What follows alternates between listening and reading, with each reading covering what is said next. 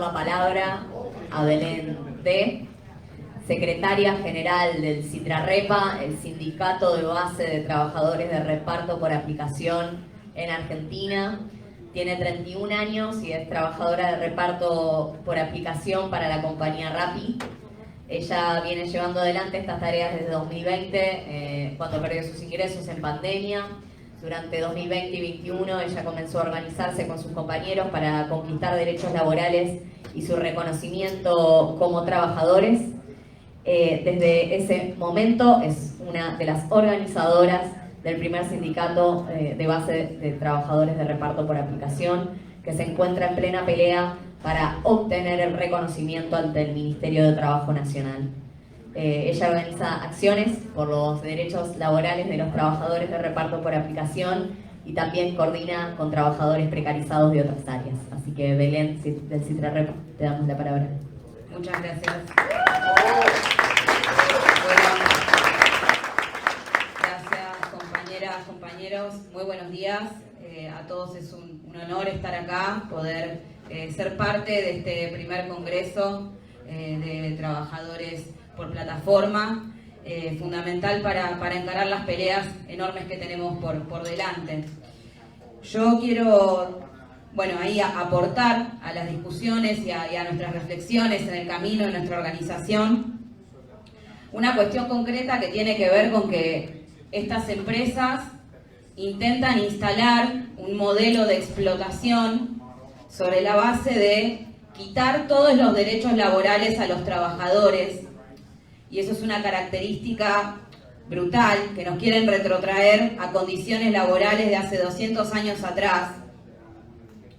Y esto lo hacen a través de imponer un modelo que es antisindical, que es férreamente enemigo de la organización de los trabajadores, ¿sí? La realidad es que esta nueva rama de la economía, la gig economy, genera super ganancias justamente ahorrándose muchísimo dinero, muchísimos dólares en lo que son derechos laborales para las y los trabajadores. Estas empresas, para legitimarse, para hacer creer que es un modelo que puede funcionar, utilizan el discurso de la innovación tecnológica, ¿no? De la revolución digital. Hablan del futuro, pero en realidad nos quieren llevar hacia atrás a los trabajadores. Y esto lo hacen a partir de una figura que todos los aquí presentes seguro conocemos con distintos nombres. El falso autónomo, el cuentapropista, el propio jefe, ¿no?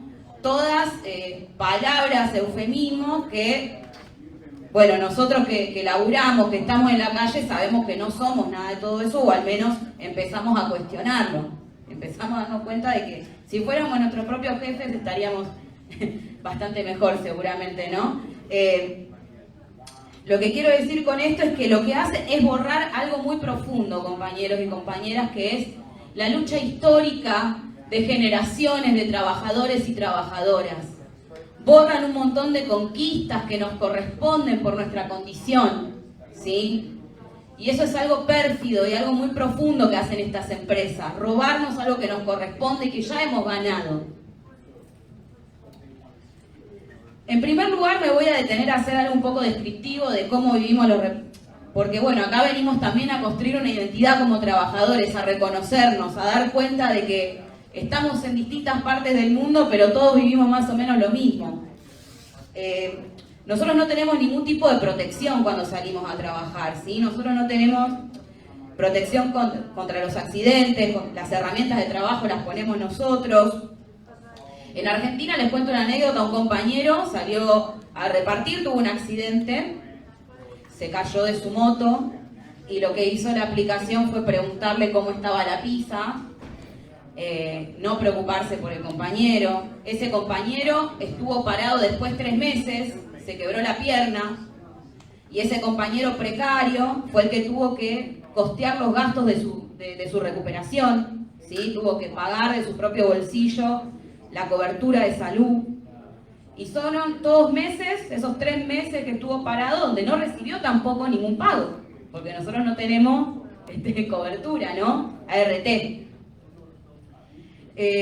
Tampoco tenemos vacaciones pagas. Ahí somos trabajadores ultra precarios en nuestra vida. Nuestros compañeros del Citrarrepa en Argentina no se toman una semana de vacaciones hace años. Hace años que no tienen el derecho de un descanso. A lo máximo que aspiran estos compañeros es por ahí a pasar un fin de semana libre, ¿sí? Después, bueno, ahí las empresas tampoco se hacen cargo de las cargas patronales con respecto a las jubilaciones, ¿sí? Para cuando uno...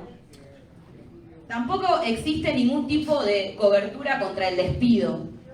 Vieron que mediante la plataforma lo que hacen es bloquearnos y, claro, usan el bloqueo que en realidad es un despido encubierto y el compañero que queda con la cuenta bloqueada es un compañero que perdió su trabajo. Y eso como, bueno, es como una situación que les genera bastante, o sea, quedan desahuciados, desamparados. Nosotros para las empresas de alguna manera somos descartables, ¿sí? Es como esa la definición así como más profunda de esto que quiero decir, que bueno, que pueden bloquearte la cuenta y demás y vos sos completamente descartable. Después otra cuestión muy importante es el problema de nuestros ingresos, que nosotros no tenemos un salario, ¿sí? Nosotros no podemos planificar ni proyectar nuestra vida, ni saber con cuánto contamos para pagar nuestros impuestos, para pagar incluso el mantenimiento de nuestras herramientas de trabajo, digamos el alquiler, que es un gran problema a nivel internacional, también el problema de la vivienda, ¿no? Y bueno, hay algo muy concreto también que es fundamental, que es que cuando estamos en la calle nosotros no tenemos dónde ir a higienizarnos, dónde ir al baño. O sea, incluso estas empresas abusan tanto de nosotros que nos obligan a tener un trabajo inhumano. Sí, es completamente inhumano que vos estés bajo la órbita de una empresa y que no tengas siquiera dónde. Y ahí, bueno, quiero hacer ahí como, resumiendo esto un poco, hay una cuestión que venimos problematizando desde Citrarrepa y viendo un poco las características de nuestro trabajo. Lo que hacen estas empresas es retomar el trabajo a destajo. Es retomar un mecanismo de explotación propio de principios del siglo XIX, donde los trabajadores lo que hacían era trabajar por pieza realizada, por pieza, ¿no? Digamos, vos hacías la pieza, bueno, pum, por esto te pagaban, y no por jornada laboral, ¿sí?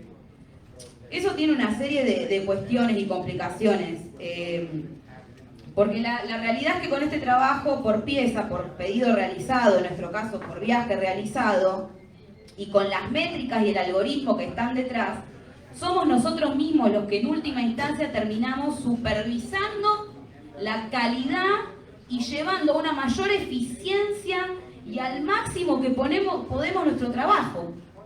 O sea, es el trabajador mismo sobre la base de este mecanismo el que termina superexplotándose. Así funciona el control del algoritmo también sobre nosotros y lo pendiente que estamos de las métricas y lo pendiente, porque eso depende también del ingreso que vamos a tener y cada tarea que realizamos, ¿no? Y después hay un truco más, o sea, un mecanismo más que tienen estas empresas, que es el tema de las promociones y los incentivos, ¿no? Vieron que por semana, por día te van llegando las promos, los incentivos. Y cuando te quisiste dar cuenta, en realidad no hay ninguna promoción ni ningún incentivo. Para vos lograr los objetivos que te está pidiendo la empresa, tenés que duplicar tu jornada laboral. Te están obligando a trabajar más horas de las que corresponden.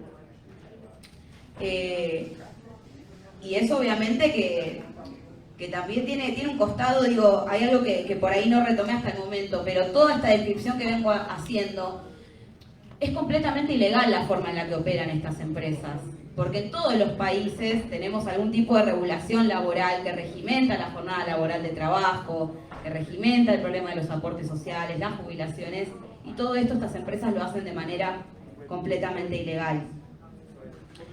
Nosotros en Argentina, les cuento así, en general se lleva jornadas laborales de 10 a 12 horas en la calle, para lograr un ingreso para poder sobrevivir, y los compañeros y compañeras estamos recibiendo 50 centavos dólar por pedido entregado.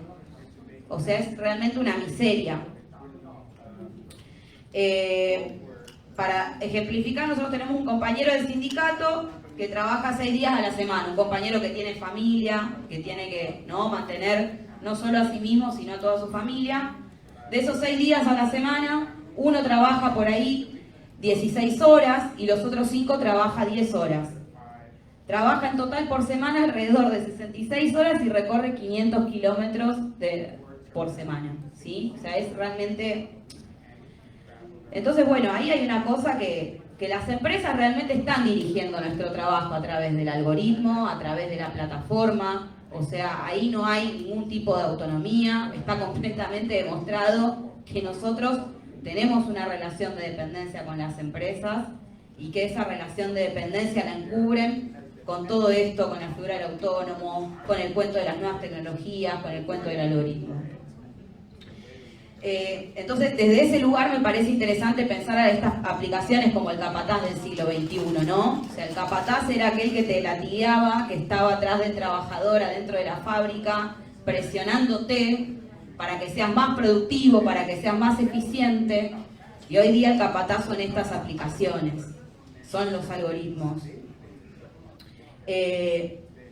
Que nos obligan justamente a extender nuestra jornada de trabajo, a controlarnos y sin dar la cara, porque eso también es muy importante, porque cuando nosotros tenemos algún problema, lo único que podemos hacer es enviar un ticket, ¿sí? O algo así, y no hay manera de que nos contactemos con nadie.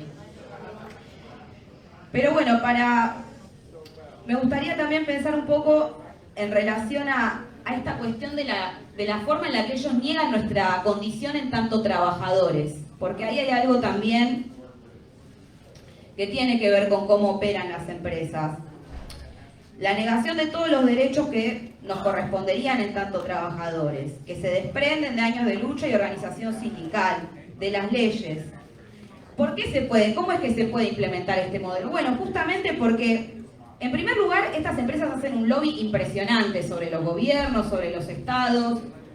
Estaremos al tanto también de los Uber Files, donde saltó que Uber bajó un montón de dinero a los estados y a los gobiernos para poder operar de esta manera fraudulenta, por fuera de la ley y de manera ilegal.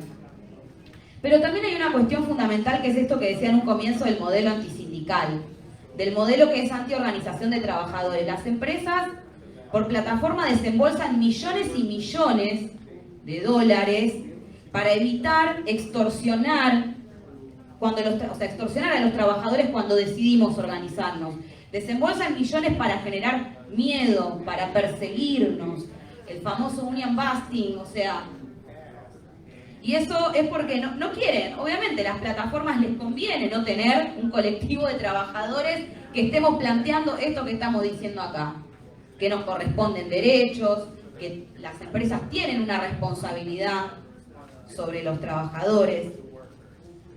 Entonces, ellos realmente prefieren, las empresas, los empresarios, quieren vernos como individuos, ¿no? Quieren que nosotros estemos individuos, o sea, como individuos, atomizados, separados, ¿no? Y así llevar adelante todo este mecanismo pérfido. Y básicamente no quieren que le pongamos un límite también al algoritmo, no quieren transparentar toda esa información, porque los trabajadores deberíamos tener el derecho también de saber cuáles son las condiciones en nuestro trabajo. Así que bueno, para ir redondeando,